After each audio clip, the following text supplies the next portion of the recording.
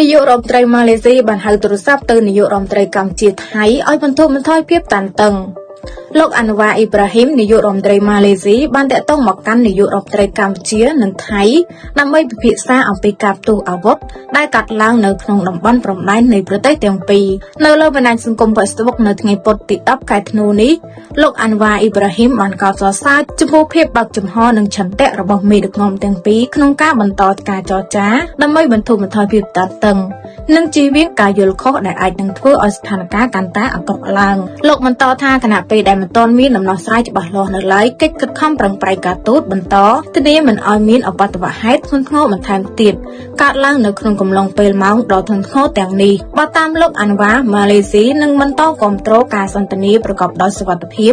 ដំណោះស្រាយដោយផ្អែកលើច្បាប់អន្តរជាតិនិងកិច្ចសហប្រតិបត្តិការក្នុងតំបន់ដើម្បីរក្សាស្ថិរភាពនិងសុវត្ថិភាពនៃតំបន់របស់យើងជាមួយគ្នា